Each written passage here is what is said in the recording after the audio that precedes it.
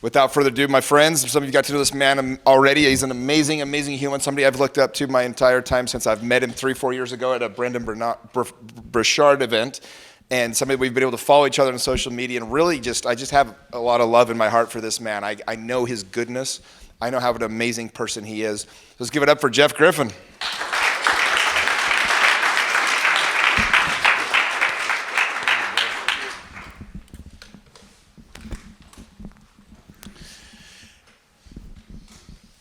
Thank you, Jimmy. Appreciate that. I go speak all over the world, and when I come out on stage, I just quickly address the elephant in the room about how good looking I am.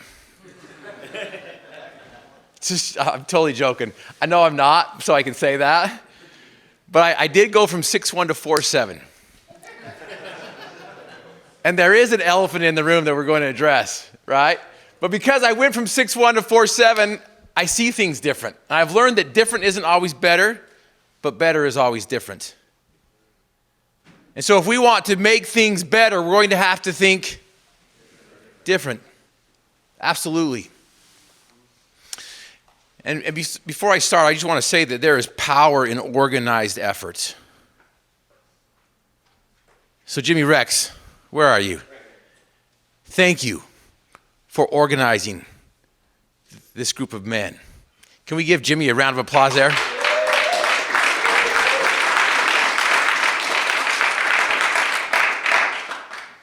Thanks, Jimmy, for this opportunity to be here. Some of you guys are like, dude, why are you in a wheelchair?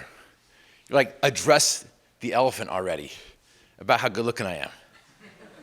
No, but seriously, I come rolling on stage and I address the elephant in the room, and I am in a wheelchair. If you didn't know that, you have more problems than I do.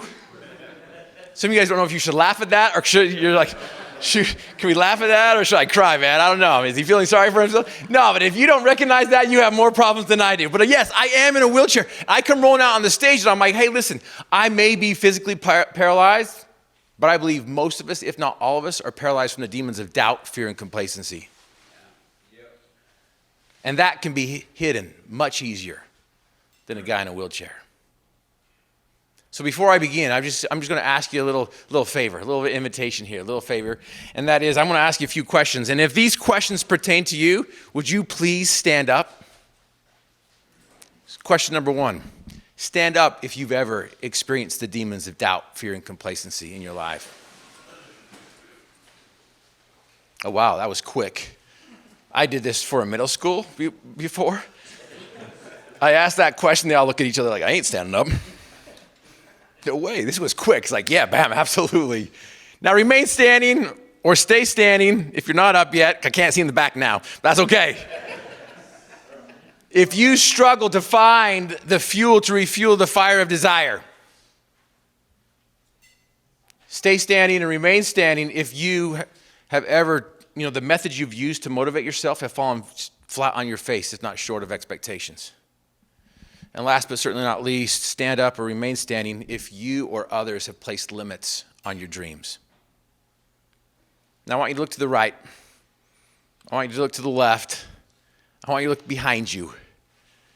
I want you to look in front of you. Now you guys know this, right? You guys know this. Look around. You're not alone. The problem isn't the problem, because we all have problems. The problem isn't the problem. It's how we look at those problems. That's what I loved about Jimmy a little earlier. He's like, hey, write down your challenge. What's your problem? And he's writing it down. And I'm like, hey, man, this is awesome. This is beautiful. I'm like, take your crap and turn it into a crop. Right? Now, I was going to see how long you guys are going to stay standing, but I'm going to have you guys sit down right now. I was going to go the whole time. I was going to go the whole time to see if I had a standing ovation the whole time. No, but I've been all over the world. I've been compared to some of the speakers like Tony Robbins, but at the fraction of the price.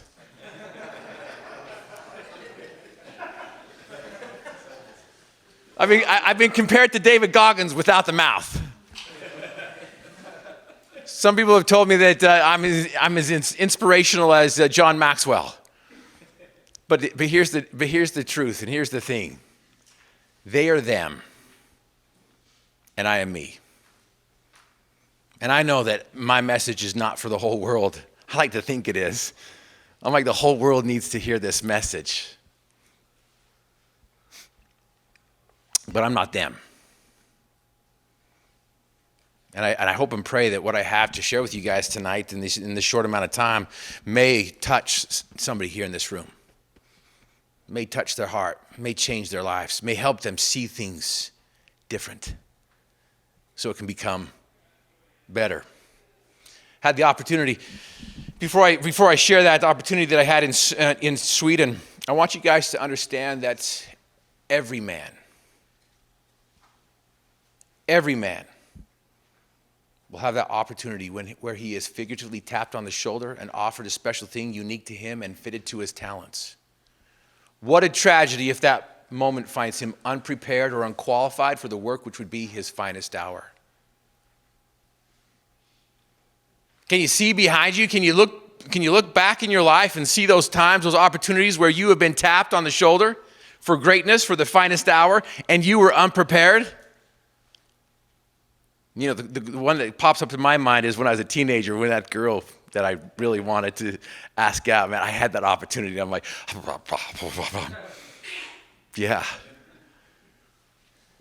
To every man, there comes that special moment when he is figuratively tapped on the shoulder and offered a special thing unique to him and fitted to his talents. What a tragedy if that moment finds him unprepared or unqualified for the work which would be his finest hour. So what is your finest hour going to be? Has it already passed you by? Is it just around the corner? Or is it right now? When the moment to perform has arrived, the moment for preparation has passed.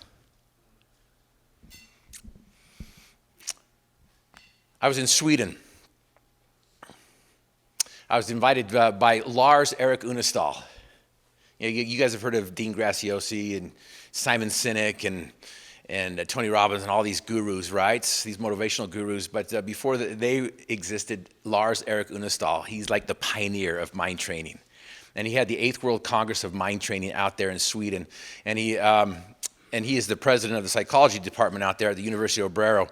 And he invited Formula race car drivers, Premier Soccer League coaches, gold medalists, professors all around the world with, letters in front of their name, Olympic mental coaches, and some guy from Cache Valley. He asked me to come do a workshop. I'm like, absolutely, I'll come do a workshop here. And on my way over to Sweden, I get a message saying, hey, one of our keynotes has not showed up. Will you give us your keynote? I'm like, absolutely, I will. So I had 30 minutes to share what I'm going to share with you guys tonight. I was going to introduce the 3Ds to these people in Sweden. The gentleman in front of me took 5 of my minutes, so I only had 25 minutes. After the second standing ovation, I was telling them to sit down. I'm like, hey, listen, you guys, I'm not done yet. I only have a few more minutes here.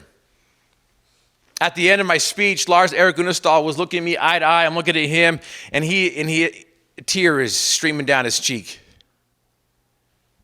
He's like, Griff, thank you so much for teaching us in 25 months.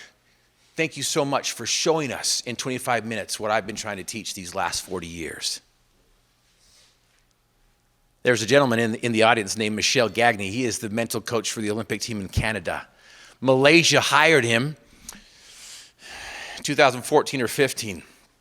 Malaysia got their first gold medal in 2016 because of the work that Michel Gagné did for their athletes. Michel Gagné comes up to me afterwards. He's like, Griff, you are 1% of the 1%. I have to work with you. And I share this with you not to brag. I share this with you because in my mind, I am just an ordinary guy. In fact, an under-ordinary guy. Doing the ordinary just a little bit extra. And that's really the secret right there. We don't have to be spectacular. We don't have to be amazing. We don't have to be extraordinary. We just have to be ordinary a little bit extra. So you guys want to know the 3Ds that I shared with that group? Here we go. We're going to go with this, okay? I'm going to share the 3Ds. Now, this is just the introduction. This is just the foundation. This is just the foundation that I believe is the solution to every problem.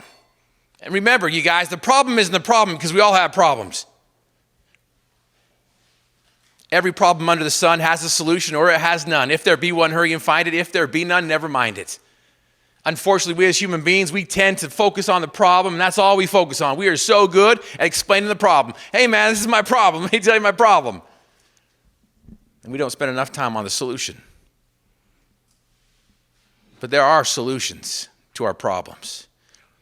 I'm going to share with you the 3 Ds that I believe are at the foundation of every solution. I'm going to share those 3 Ds through a personal story that I believe belongs to you. Is that all right? Yeah. First D, dream. You guys have heard this before. You know it before. You know it. What's your vision? What's your why? What's all these things? What's interesting, a lot of people tell us that we got to have a vision. They tell us that we got to have a why. They tell us that we have to have this dream, but they don't explain how to do it. Over 25 years of experimentation and then duplication and then knowing that it's going to happen, we know how to figure out how to come up with your dream, to come up with your vision. I call it dream weaving. I'm not going to go over that with you tonight. But your dream, do you know what it is? Do you know what you want? Do you know what your purpose is? Do you know where your destination is? Do you know exactly what you want? Because here's the sad truth. We as individuals, most of us know what we don't want. Very few of us know what we want, but the majority of us know what we don't want. And the problem is where our focus goes, our energy flows. And so many times we're like, you know what? I don't want to be poor. I don't want to be poor. So what do you want then? Do you want to be rich? Do you want to be wealthy? Do you want to be successful? What does that mean? I don't want to be poor. I was working with a young mother who says, I'm tired of feeling like a monster. And we unpacked that. We unpacked that stuff. And we came up with exactly what she wanted out of that one simple word. I don't want to be a monster. So dream, you guys. Do you know what it is? Do you know what your dream is? Do you know what the song that sings to your soul? When's the last time you allowed yourself to dream in color, to open up the floodgates of imagination, and to dream in HD? I'm not talking about the dreams that you had last night unless they are part of this dream that's going to take you to this destination that you truly want to be. I'm talking about those dreams that you used to have as a little kid. You know what I'm talking about? And you're like, yes, that's what I want to do. Absolutely. I don't know if some of you guys put a cape on your neck and you jumped off a swing set or a house. You're like, I want that. When's the last time you allowed yourself to weave the tapestry of dreams that's going to hang on somebody else's social media wall? Do you know what you want? When I was a little kid, the song that sang to my soul was to play football. That's what sang to my soul.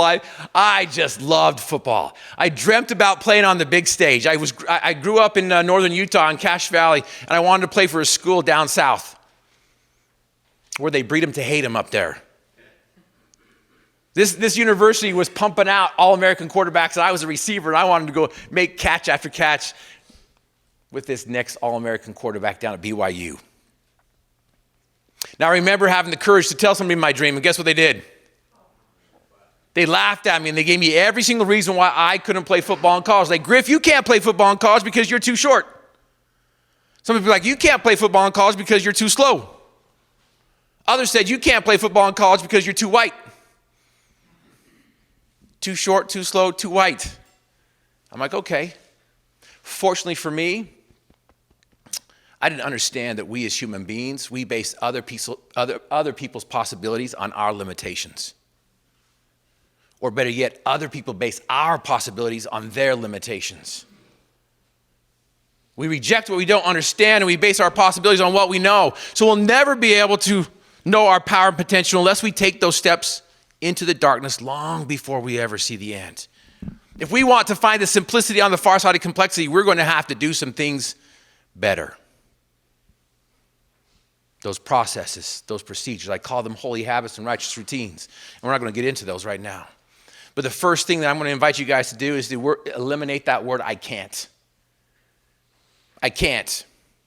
Hey, will you do this? I can't. My kids love to use it on Saturdays when we do chores. And for whatever reason, once I ask them to do something, their spine like disappears. It's like, oh, I can't. I'm like, what just happened to you? But this word I can't, it's debilitating, it's limiting, it's poisonous. And as soon as you tell yourself I can't, you're absolutely right, and your mind shuts off immediately and will not come up with a solution. So if you're not coming up with a solution, maybe you ought to start changing the way you think. Start by eliminating that word I can't. Now my son one time, he's like quotes me before I can even like get anything out on him. I'm like, hey, you be quiet. But I remember sitting on the couch one time watching a sporting event with him, and I think he was 12 at the time. I'm like, hey, son, will you go get me a glass of water? And he's like, you have legs. Some of you guys don't know if you should laugh or cry. Others are like, is he still alive? And you know how girls look at each other for 2 seconds and they have a 20-minute conversation? You're like, whoa, I don't know what happened. I just know you had a conversation, though. I want in on this. Me and my son had that experience. He looked at me, I looked at him. He's like, what you going to do about it, Dad? I'm like, you think you have me checkmated, don't you? He's like, I know you can't use the word I can't, so what are you going to do about it? So I looked at him, and he looked at me, and we just locked horns. And I'm like, you're right, I do have legs.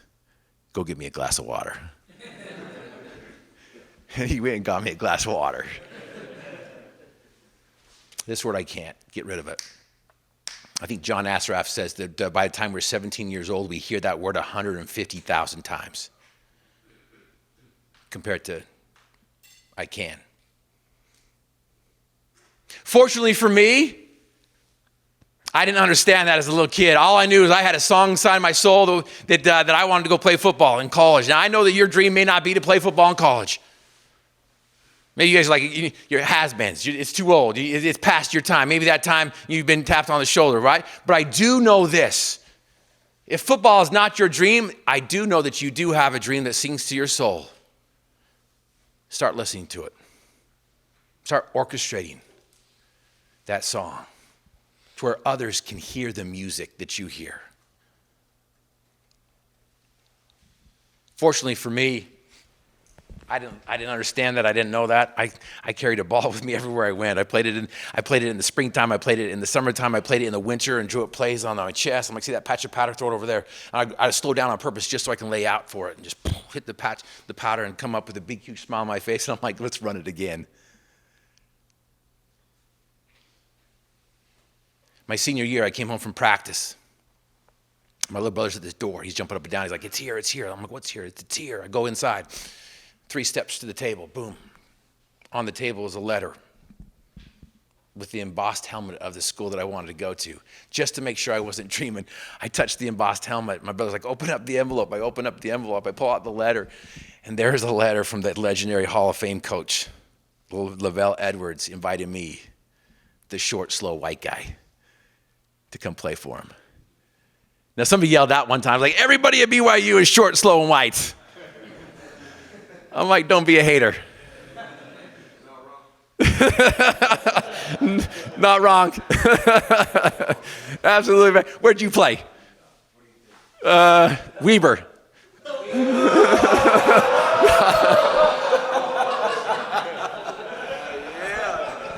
Sorry, that was just mean, man. Utah State.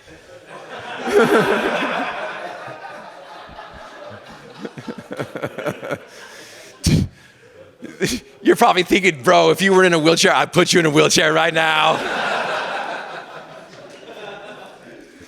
I love you, man. Can't say it, man. Can't say it.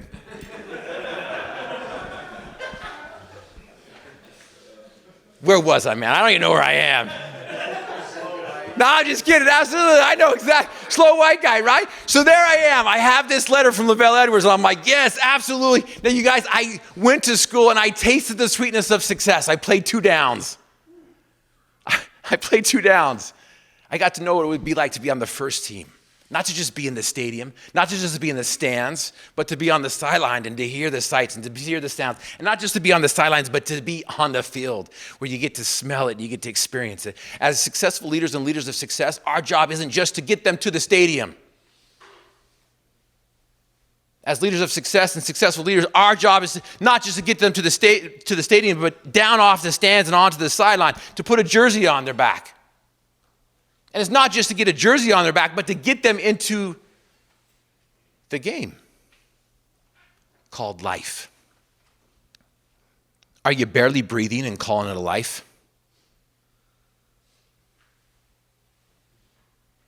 Or are you dreaming and living a life that barely gives you an opportunity to breathe? Now, I don't care what they tell you, they don't pay enough money to play football in college. So I had to come home, and I'm like, okay, what can I do to earn some money? And I'm like, okay, I'm gonna start my own business. As a painter, not as pictures, but buildings. Business was booming. And I get a phone call from the Napoleon Dynamite country up in Preston, Idaho, across the border. $3,000 richer, and three days later, I'd have enough money to go back to college and to buy me a bullet bike. I wanted to get a bullet bike as well, because every time I saw a guy on a bullet bike, there was a lady on back. That's really what I wanted, was the ladies. I could just envision myself like the ladies dig the chicks dig the wheels. And it wasn't until I got in a wheelchair that I realized that the chicks dig the wheels.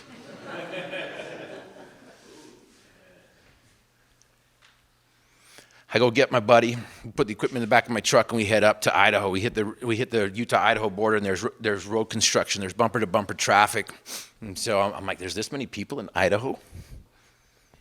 I'm like, but we were able to talk about the important things of life, at least to a bunch of 21-year-old kids. Football, girls, and bungee jumping. I'd never been before, and I was going to go. We finally got to the job site, and I wanted to get the tall parts of the barn done first, and so I pulled out a level of scaffolding. I hooked it up, and I had a 30-foot ladder in my truck, lifted it up against the barn, not even close to the top. So now I have 2 levels of scaffolding. I have 2 levels of scaffolding, a 30-foot ladder on top of that, and I'm like, okay, I'm doing this better than my dad did when I was younger.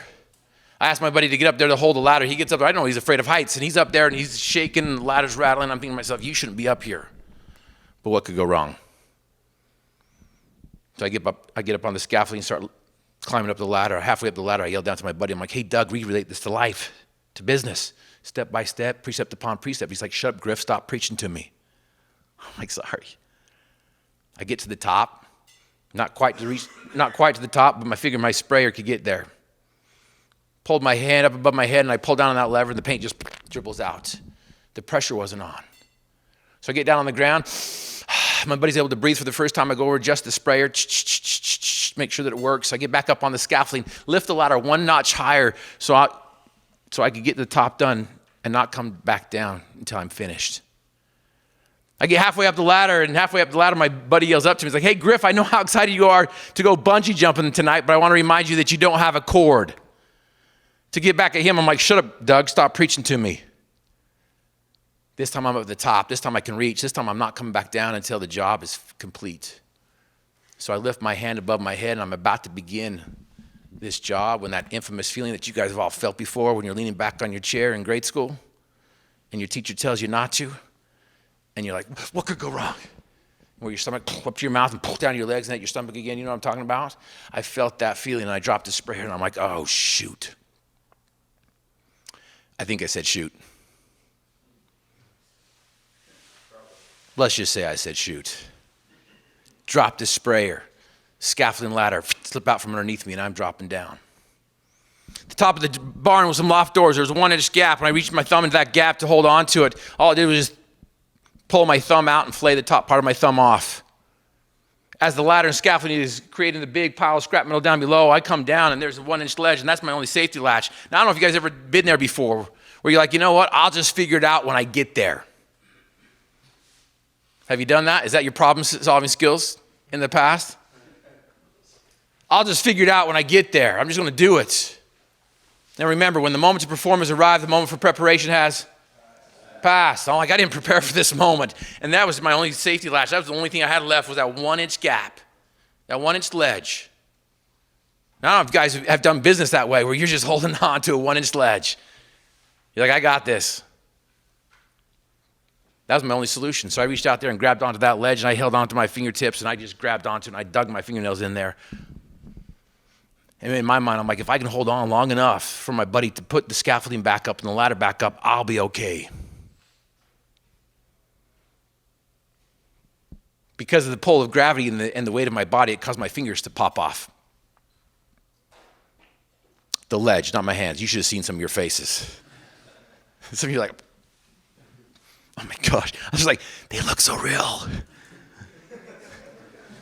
He's got Star Wars fingers. Let's go up and see the wires. No, these are my original fingers. It popped off the ledge and I came down and I'm coming down and I'm like, okay, what else to do? Last ditch desperation. I just scrambled. And I'm just scrambling to get back up there. I don't remember doing that, but knowing that I did, when I had a chance to examine my wounds when I was in the hospital, I noticed there were paint chips and wood splinters jammed underneath my fingernails. Have you experienced that before in life? Where all you're doing is just scrambling? Like, I'll figure it out when I get there. Perhaps maybe have you figured out have you ever experienced that where the foundation that you've set up has taken out from underneath you? In that very moment, I learned for myself that cutting corners leads nowhere but down. How many times are we looking for the shortcut? How many times are we looking for that cutting those corners?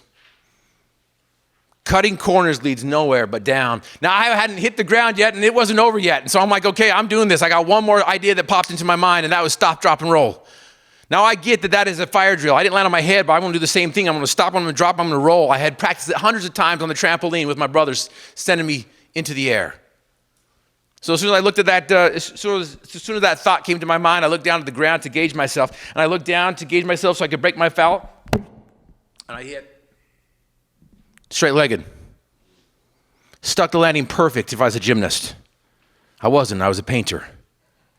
My legs came up, my back came down, and my L1 vertebrae exploded inside me.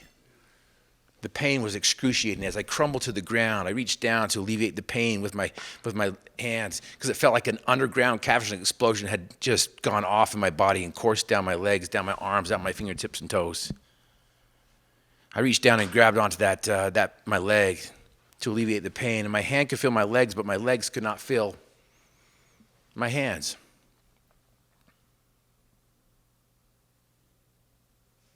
What do you do, you guys? What do you do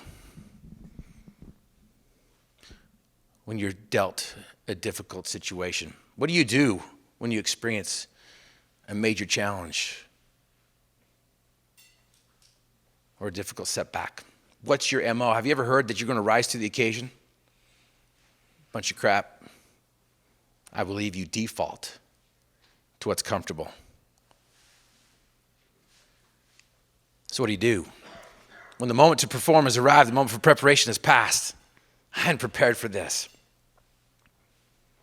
Just then, my buddy comes over to me, and he just recovered from his small little fall, and he starts shaking me. He's like, "Are you okay? Are you okay?" And I'm like, "I don't think you should be doing that."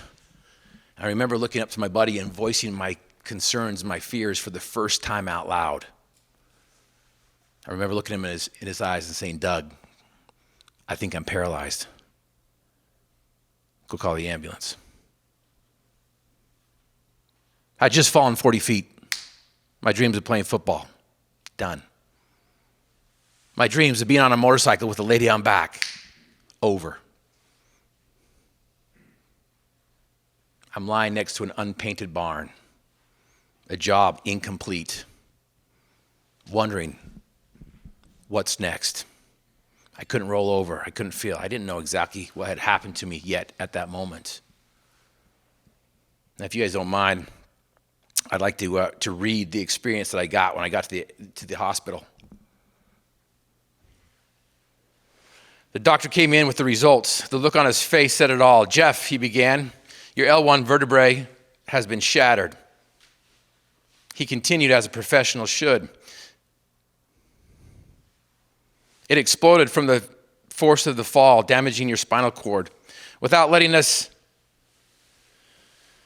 any of us respond," he finished with the diagnosis. "Your T12 vertebrae is compressed as well." The silence in the room was palpable. The hum of the air vent was drowning out the noise in my head. You could almost hear everybody's heartbeat beating out of their chest. Each word from the doctor was like a blow from a heavyweight boxer. The knockout punch came next. "You're paralyzed from the waist down." The room began to circle, and I almost didn't hear what came next. "You'll neither walk nor move your legs again. We've scheduled a a time for your surgery to repair your spine the best we can. The lights were going out, and the doctor was almost finished. Do you have any questions you would like me to answer? We sat there in silence, not knowing what else to say or do. If you need anything, the doctor continued sympathetically, let me know. I'll do the best I can to help you. We had nothing. We said nothing. It felt like the wind had been knocked out of us. The silence was deafening as he looked at us with our mouths half open. With nothing more to say, the doctor turned and left as fast as he entered. The news was direct and clear. Your back is broken. You're paralyzed from the waist down. You will never use or move your legs again. Those statements were crystal clear and to the point. I couldn't misinterpret those comments. It was obvious at that moment my dream of playing football at BYU was over. What do you do? What do you do when you're faced with a difficult challenge or a major setback? Do you shake your fist at God? Do you blame everyone else around you? Do you curl up in a ball? Do you run away? What do you do when you're faced with opposition?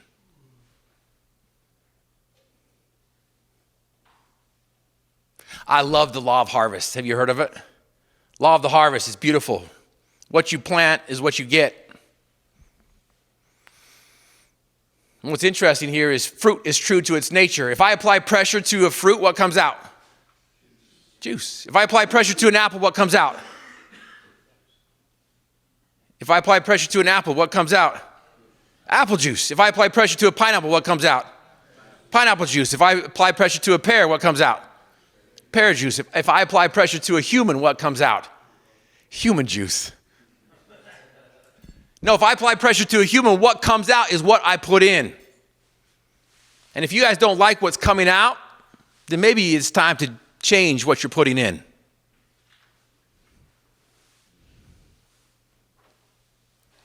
Now, I'm sharing these things with you in hindsight. I'm sharing these things with you after the fact, because after I had fallen 40 feet and the doctor told me that I would never walk, I'd never stand and move my legs again, he gave me a 0% chance of standing and moving my legs again. The doctor gave me a 0% chance of having kids. He's like, that's the first function to go, last function to come back. Some of the experts gave me a 0% chance of getting married, not because of my wheelchair, but just because of who I am.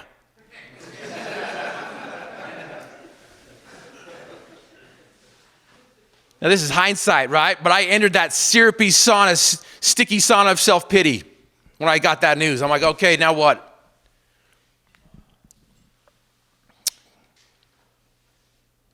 But I was asked a question by a prisoner at the hospital that set me free from my prison. Because I had a pity party. I'm like, why me? Woe is me. Oh, this is the worst thing ever. My whole identity that I had been practicing and wrapping up my whole life in was just instantly taken away. So there I am. I am having a pity party of a lifetime. The hospital stopped feeding me in bed. If I wanted to eat, I had to get out and go to the cafeteria. So it took me 30 minutes just to get my body brace on, and then with 30 minutes with the help of the nurses to get me out of my bed into my chair. I'm rolling down the sterile halls of the hospital just crying. The tears are starting to appear, and I get to the cafeteria. When we get hurt, what do we want to do? Be by ourselves, right? We want to be away from the pain. We want to be by ourselves. And I'm there and I'm getting my food. I'm going through the line. And I'm getting my food, and I'm going to the corner of the cafeteria because I want to be left alone. And I put my tray down and I'm flavoring my food with my tears, and I'm just having the worst pity party ever. And all of a sudden, this tray flops in front of me, and I'm like, oh no, you're not. And I look at him and he looks at me, and we had that conversation. I was about to tell him to go to places. And he asked me the question that changed my life forever. And the question he asked me was this: why are you crying, dude? I'm like, what? He goes, why are you crying, dude? Come to find out, this man was lifting weights in prison. He had an aneurysm in his brain, paralyzed his right side of his body. He couldn't speak very well. Here he is asking me a question of a lifetime that changed my life. He's like, why are you crying, dude? And in his slurred speech, I understood what he was saying. He's asking me, why are you crying, dude? It helped me flip the switch and look at things different. I looked around and I noticed that I did not have it that bad. There was a guy over there who had broken his neck, paralyzed from the neck down. He had a halo screwed to his skull. He couldn't even move his hands. He couldn't even move his head. He just had to sit there and be waited upon with his food. There's another guy right next to him who was paralyzed from the neck down too, but he had some movement. He was able to lift his arm, and that's all he could do. So they taped a fork to his hands. And the guy would go down there and get some food, and he'd lift it up, and there would barely be a morsel on his fork to put in his mouth. Why are you crying, dude? I got arms to give hugs. I got arms to transfer. I got arms to do some things that these guys don't have. I've got things that other people don't have. You guys have things that other people don't have. Why are you crying, dude? You have things to give to this world that other people cannot give. But if all you're doing is looking at the things that you can't do, you're not going to live. You're barely breathing and calling it a life.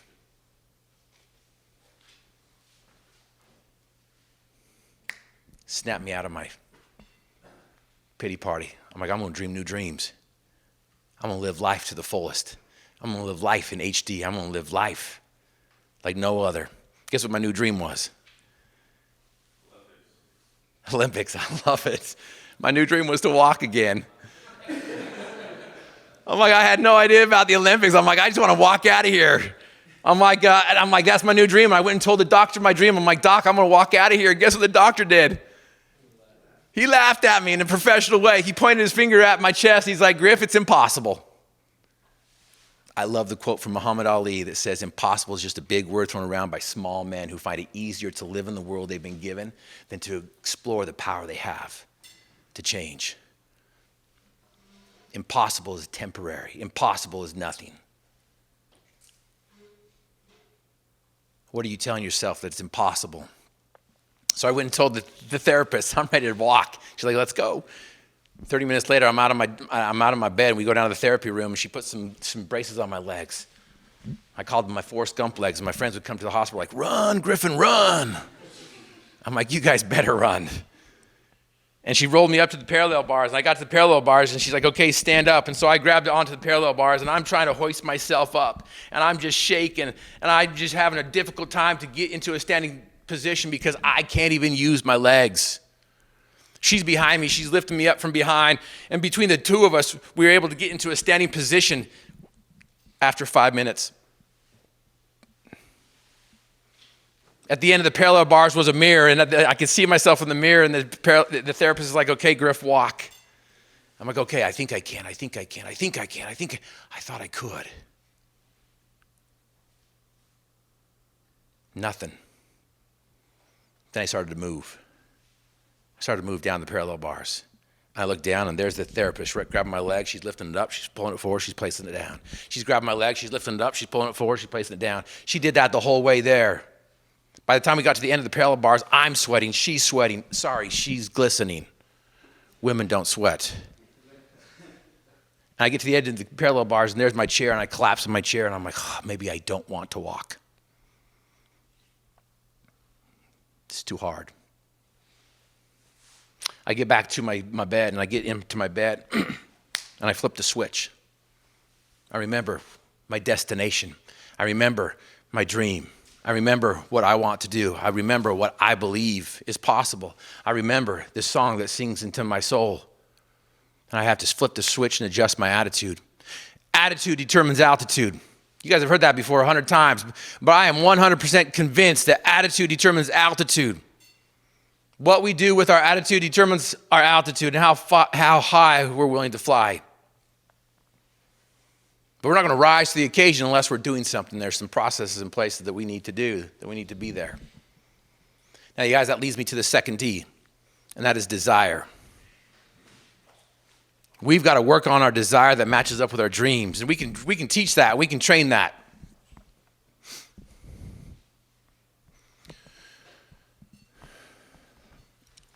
I mentioned that I tasted the sweetness of success when I played 2 downs in college. What I didn't tell you is when I arrived on campus my freshman year and showed up to practice, passes I typically caught, I dropped. Routes I ran with crispness, I stumbled and fell. Teammates that once encouraged me were now discouraging me. the pressure was too much. I thought the pressure was too much for me to handle. My dream was challenged, my desire was tested, and I was not prepared for the pushback at that time. So I quit.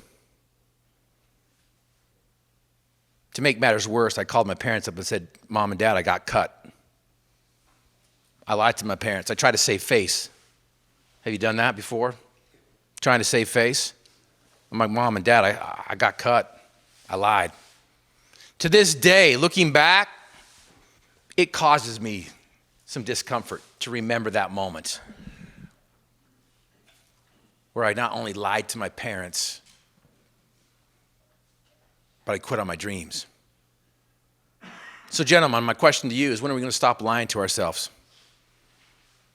When are we going to stop lying to our friends? When are we going to stop lying to our family members? More importantly, when are we going to stop lying to ourselves and start living, start telling the truth? A beautiful thing that happened, though, in that moment, I learned a lesson of a lifetime that I believe helped me with this experience right now. And this is the lesson that I learned. When our dreams do not match up with our desires,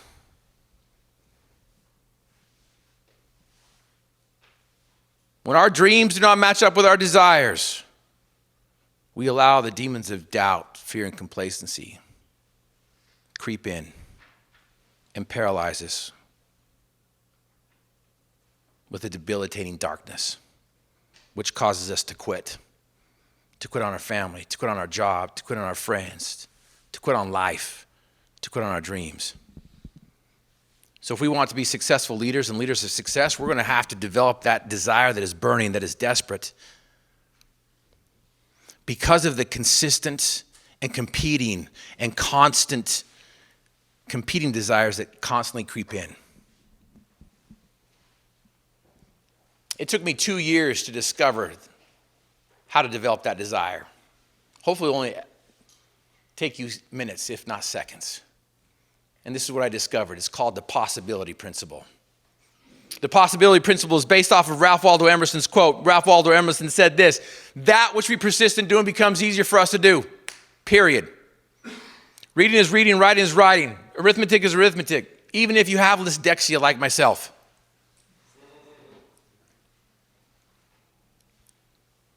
The possibility principle is going to help you match up that desire with your dreams to where the floodgates of imagination just open up and you start to live life in color. The possibility principle is going to help you understand what success means. In fact, what does the world teach us is the opposite of success? Failure. But I've never met anybody who has not failed their way to success. So when you're learning something new, or you're trying something new, or you're going out there and you've never been there before, you're in the unknown, give yourself permission to fail, because failures at first are triumphs at last as long as you just don't quit. I believe that's the opposite of success, to not try or to give up. The possibility principle will also help you understand that it's the process and not the promise that helps you progress. But so often we focus on the promise and we abort the process. The possibility principle also will teach you that you need to be comfortable being uncomfortable. How many of you guys were uncomfortable today getting on that plane, jumping out, doing things that you've never done before? How many of you guys are uncomfortable going up to people and meeting people, being vulnerable? How many of you guys are uncomfortable in this growth that's happening?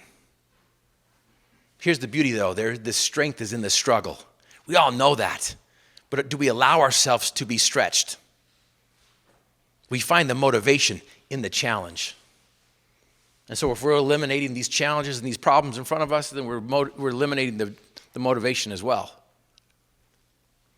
And my favorite thing that the possibility principle does to help us develop this desire that's going to match up with our dreams is this. It teaches us what hope is. Angela Duckworth's book called Grit is amazing. I love it. I love her work. I love that book. However, I think she has her definition of hope upside down. She says that gritty people are hopeful people. I think she has it upside down. I believe that hopeful people are gritty people.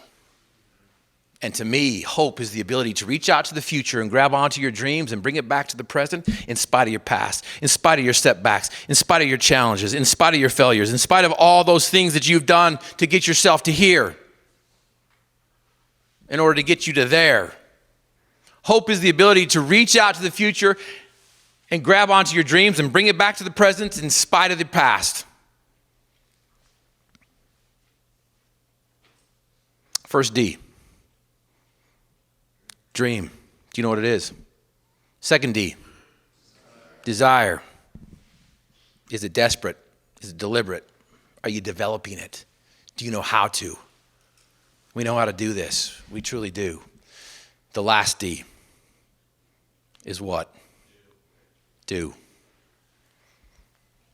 My dream was to walk out of the hospital. I was supposed to be in the hospital 3 months. I told the doctor my dream. He laughed at me. He says, "You can't do it. It's impossible." So I'm like, I'm out of here. I'm like, if you're going to teach me how to live life from a chair, I'm out of here. I'm going to leave. Because I want to know how to live life to the fullest. So every day before I went to the therapy room, I went down to the suggestion box, and that was my routine. I went down to the suggestion box and wrote the same message every single day, and the message read, "Let Jeff Griffin go."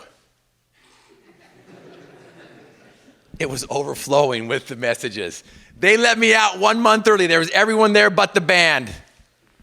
Can I just tell you, I did not walk out of the hospital. In fact, it took me 15 minutes to get from my chair into the van with the aid of a wooden plank. People kept on coming up to me and says, "Griff, your dream is delusional." How many of you guys have been told that before? Your dream's delusional. I love the word that Jimmy used in his post the other week, radical. We need a little bit more delusional. We need a little bit more radical. Ridiculous. That's what it is. But do you know what you want? Are you constantly and consistently adjusting your attitude? Because as was mentioned before, 14 years, remember? Started to drift away. The equipment that gets the plane from point A to point B is called what? The attitude meter. And if a plane's going from LA to New York and it's just off 1 degree, it's going to end up in Washington, D.C. or Boston, Massachusetts. Not a big deal, right? It is if you want to go to New York. So do you know where you want to go? You guys, I want to end here. It's been 20 plus years. The doctors told me, you'll never walk, you'll never stand, you'll never move your legs again.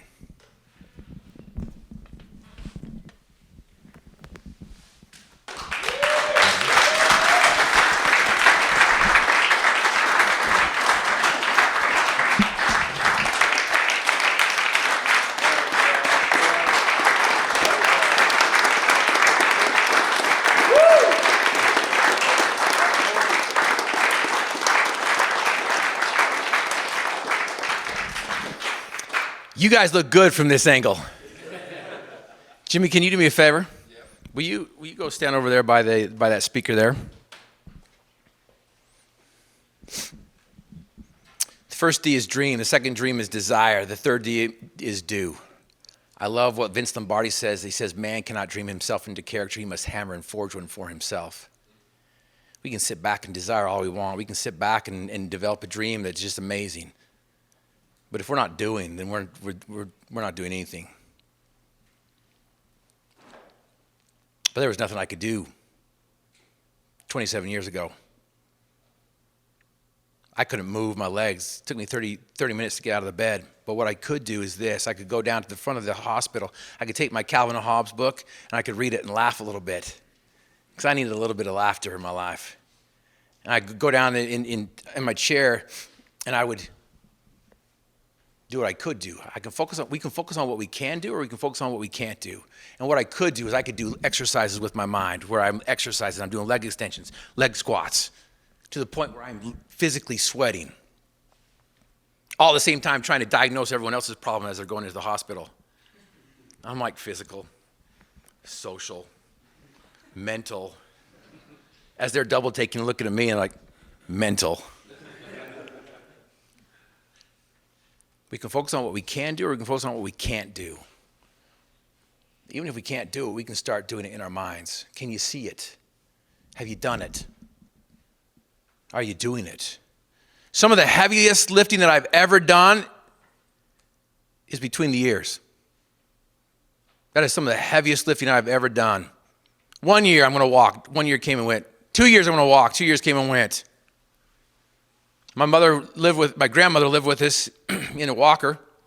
Got around the house with a walker. I'm like, okay, I got to do my part. So I grabbed the walker from my grandmother.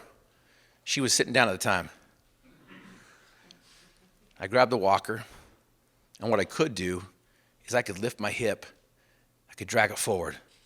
I could place it down. I could lift my hip. I could drag it forward. I could place it down. I went the distance of the parallel bars, and it took me 30 minutes to get there. I turn around, and I look at my grandmother, I'm like, help? She's like, I'm in a lazy boy. So I had to go back the same way I came. 60 minutes to get back. Hour and 30 minutes round trip. I eventually got to the door, opened it up and went out. Got down the ramp that felt like the K-12. I eventually got to the edge of the driveway. Could go right, could go left. I went left. Walked to the end of the road. The neighbor confided in me one time. He's like, Griff, I was doing the dishes when I saw you out there walking. He's like, I had to put my hand out to see if you're walking at all. I told him I was racing the snails, and they were kicking my butt. You guys, do you have a dream that's that clear? Is your desire that definite that you're willing to chase after it, even at a snail's pace? Here's the beauty of this group here, and here's the beauty of what Jimmy Rex has done. He has created a space to where you can 10x, to where you can go faster than you think you can. Because together,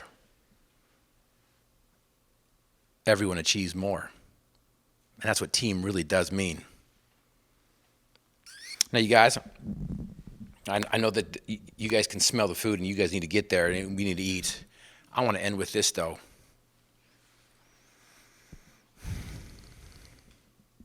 What we do today on a regular basis was once deemed impossible in the past. You know what I'm talking about? Everything we do today on a regular basis was once deemed impossible in the past. Madame Curie was told there's no more elements to be found. She found 2 and a Nobel Prize. The Wright brothers were told that you can't control flight. We can get across the country in a matter of hours. Indoor plumbing and running water was a distant memory in the past, and I love those ones.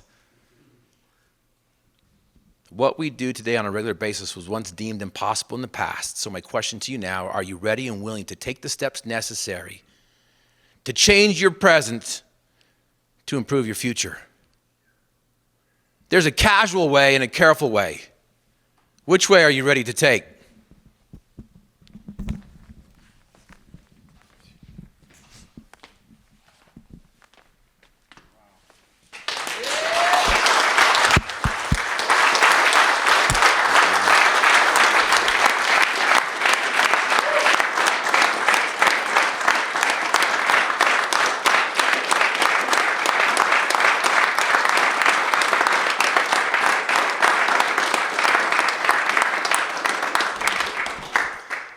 Have you ever seen anyone walk with such swagger? No, seriously, in all seriousness, you guys, you do have the ability to achieve your dreams and desires. You can get up. You can go forward. You can destroy those demons of doubt, fear, and complacency. You can get to that door. You can orchestrate the song that sings to your soul. You can fly as high as you possibly can imagine. Dreams do come true with determination, dedication, and a real desire.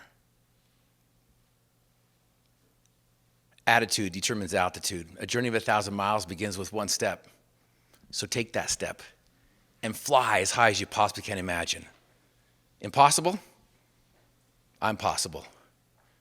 Impossible? You're possible. Thank you very much, you guys.